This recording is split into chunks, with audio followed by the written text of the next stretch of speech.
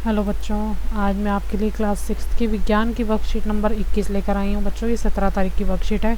इसमें विद्युत का लेसन का आगे का दिया हुआ है। बच्चों, आपके पास इससे पहले भी विद्युत लेसन की वर्कशीट आई हुई है। ठीक है, तार को किस सिंबल से दिखाते हैं, तार को सीधी लाइन से दिखाते हैं, स्विच ऑन को किस स्थिति में दिखाते हैं, बल्ब को किस तरह से दिखाते हैं, सेल को किस तरह से दिखाते हैं, और किस चीज़ की परिभाषा दी है, विद्युत की। किसी विद्युत तार या परिपथ में उपस्थित विद्युत चार्ज या करंट के बहाव को विद्युत कहते हैं। देखो बच्चों, तार से जो करंट जाता है ना, ठीक है, उसको तार से करंट के बहने को, तार से करंट जो पास होता है उसको विद्युत कहते हैं। ठीक है, विद्युत परिपथ में अवयव उपयोग होता है। हर किसी का अपना एक चिन्ह होता है जो नीचे दिए गए हैं, जैसा कि नीचे चित्र में बताया गया है। ठीक है, विद्युत सेल किसे कहते हैं बच्चों?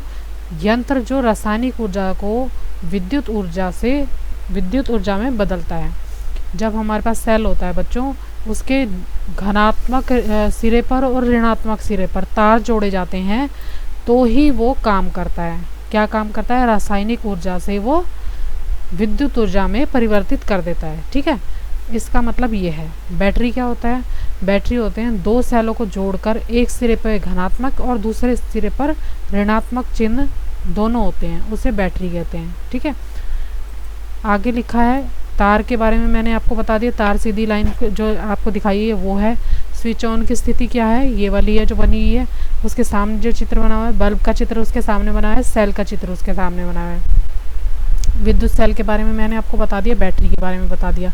बल्ब किसे कहते हैं बच्चों? बल्ब एक यंत्र है जो विद्युत ऊर्जा को प्रकाश ऊर्जा में बदलता है। बल्ब क्या है? जब लाइट उसमें से पास होती है तो क्या होता है? बल्ब जल जाता है, तो वो विद्युत ऊर्जा से प्रकाश ऊर्जा में बदल जाता है। बल्ब का तंतु कौन सा होता है बच्चों? बल्ब का तंतु है बल्ब ऑर्गन गैस Sc भरा होता है और इसके अंदर घुमावदार पतला टंगस्टन तत्व का तार होता है जो दोनों किनारों से मोटे तारों से जुड़ा होता है। ठीक है, तो इस तरह से तारों से जुड़ा होता है बच्चों। तो यही सारा बताया गया आपको इसमें। ठीक है, फिर विद्युत परिपथ के बारे में बताया गया है। विद्युत परिपथ क्या होता है? विद्युत धारा का अर्थ विद्युत का बहाव होता है।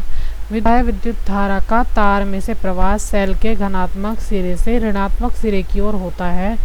विद्युत परिपथ दो टर्मिनल के बीच विद्युत धारा के संपूर्ण पथ को दर्शाता है। और विद्युत स्विच क्या होता है? एक सरल युक्ति होती है बच्चों, जिससे कि हम किसी भी चीज़ में लाइट ऑन या ऑफ कर सकते हैं। विद्युत स्विच का मतलब क्या होता है? आपको पंखा चलाना है, आप स्विच ऑन कर दोगे। आपको पंखा बंद करना है, आप स्विच ऑफ कर दोगे। इसी तरह से लाइट जलाने के लिए भी स्विच ऑन या ऑफ कर सकते हैं। विद्युत चालक क्या होता है? वह पदार्थ जो अपने अंदर से विद्युत धारा प्रवाह होने देता है।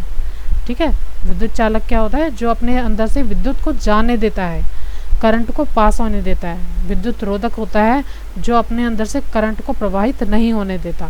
ठीक है, जैसे रबड़, प्लास्टिक, ये विद्युत धारा को प्रवाहित नहीं होने देते अपने अंदर से।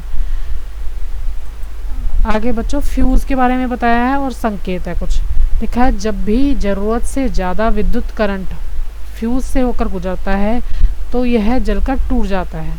अगर किसी बल्ब में ज़्यादा तेज़ी से करंट पास कर देंगे बच्चों और ज़्यादा वोल्ट की पावर आ रही होगी तो क्या होता है? वो बल्ब टूट जाएगा। ठीक है, वो बल्ब क्या होगा? टूट जाएगा। अत्यधिक करंट पास करने से क्या होता है?